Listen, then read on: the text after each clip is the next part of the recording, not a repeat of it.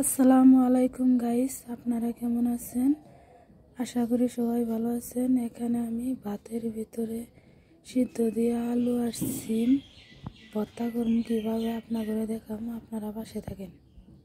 এই যে এখানে আমি সিদ্ধ দিয়ে দিলাম, দেখেন। এখন আমি ঢেকে দিলাম।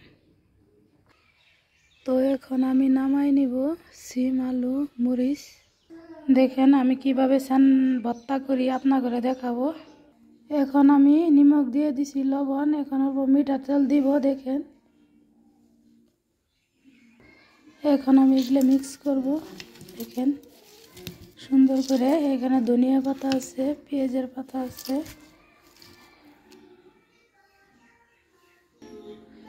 এখানে এভাবে ভর্তা করবেন না আপনারা, সিম আর আলু এভাবে ভর্তা করলে বহুত টেস্ট।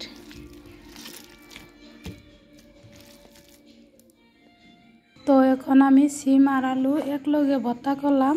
সকাল সকাল ভর্তা দিয়ে ভাত খাইলে অনেক স্বাদ, সেই জন্যে আমি কিভাবে ভর্তা করে আপনাদের দেখালাম। তো ভিডিওটা আপনারা সবাই দেখবেন, সবাই পাশে থাকবেন, সবাই সাবস্ক্রাইব করবেন। সবার কারণে দোয়া রইল। খুদা হাফিজ, bye bye, thank you so much.